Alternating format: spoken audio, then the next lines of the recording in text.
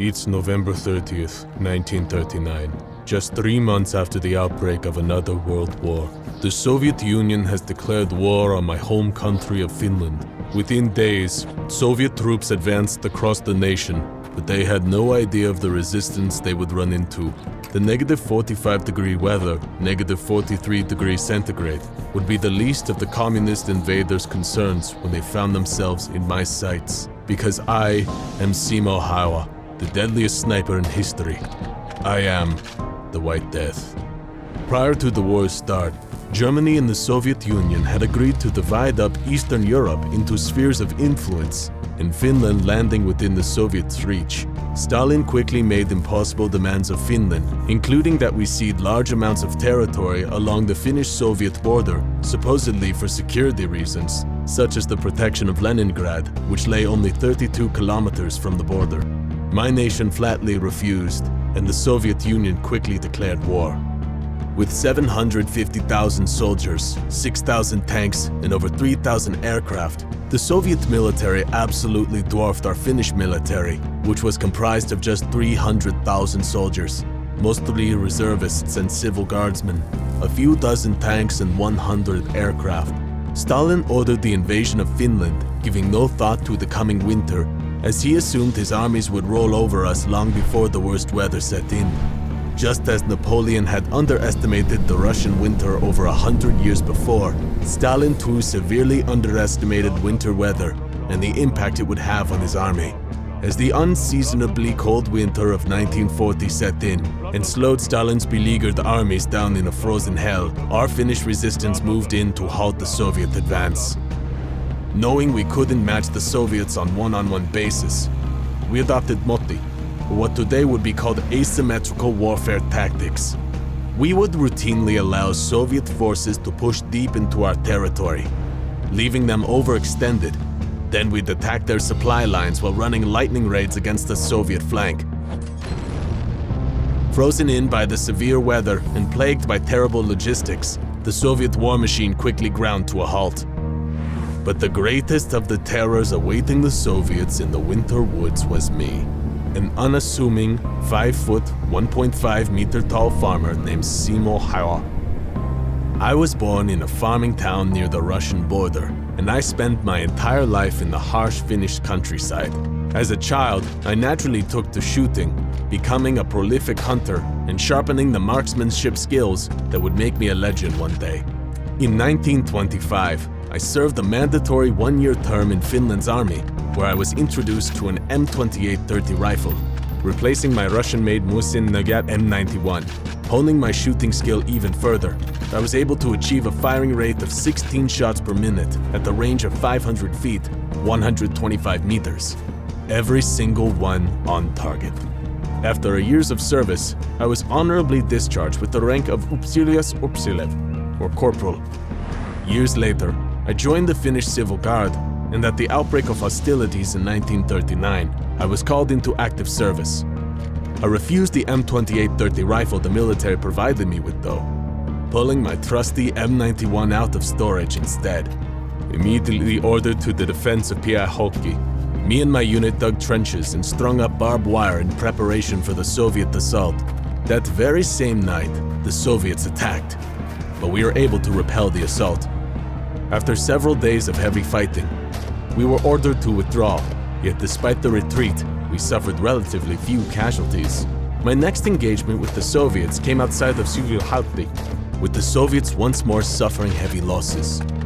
Stalin's bloody political purges had decimated military leadership within the Soviet military, and the inexperienced and poorly led Soviet army suffered greatly in the first few weeks of the war for those purges.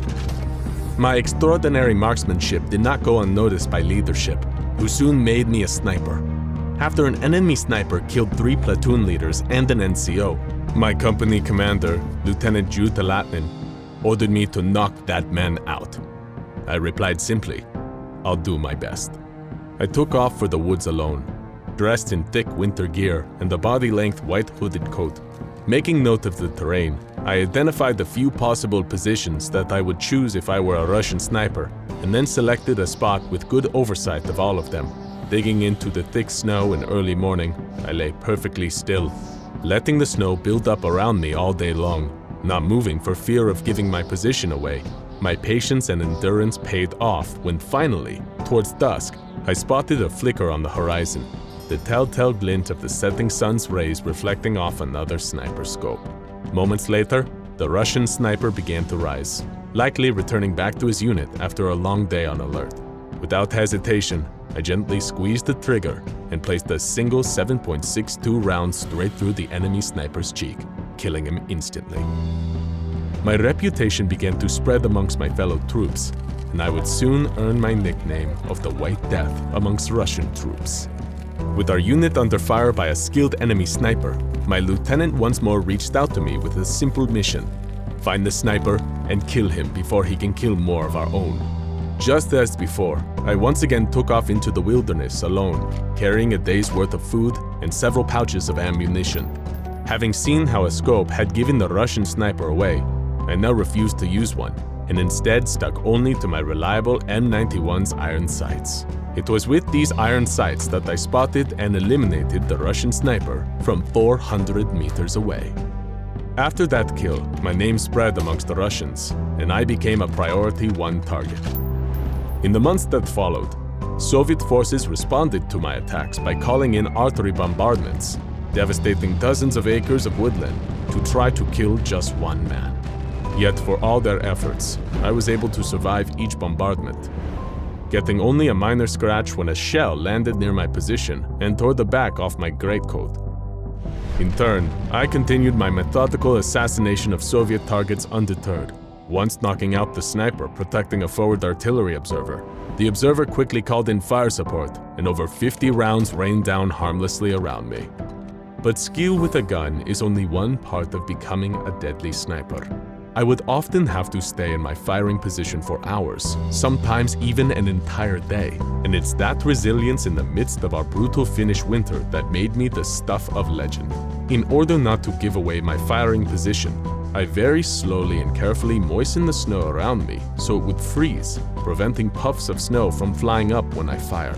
When changing firing positions, I would move incredibly slowly, inches per hour, making my movements all but imperceptible to the human eye.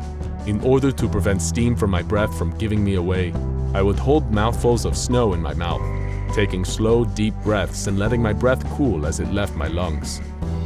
And of course, to never inadvertently give myself away due to the low winter sun, I never used a scope, sticking to my tried and true iron sights for even the longest and most difficult of shots. Though I usually worked alone, I did employ the use of a trusted spotter occasionally. Observing Russian movements during the day, we would then take off into the pitch-black night and hunt for a good firing position from where we could enjoy a target-rich environment. Once selected, we would have to sit patiently waiting for the first light of dawn and then begin our long day of precision shooting. I was eventually wounded though, shot by an enemy sniper with an explosive bullet to the left side of my face just 1 week before the end of the Winter War. I awoke in a surgical tent the day the war ended.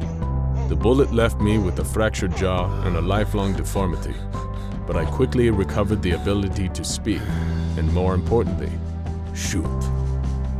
With over 500 confirmed kills by the end of the war, my legacy was cemented as the deadliest sniper in history. But ultimately, I am a man of peace, and I refuse to take part in the Finnish-Soviet continuation war, which saw my beloved Finnish forces ally with German forces and invade the Soviet Union in a bid to retake lost territory. For me, my war was done, and I had no interest in invading another man's land the way my own had been.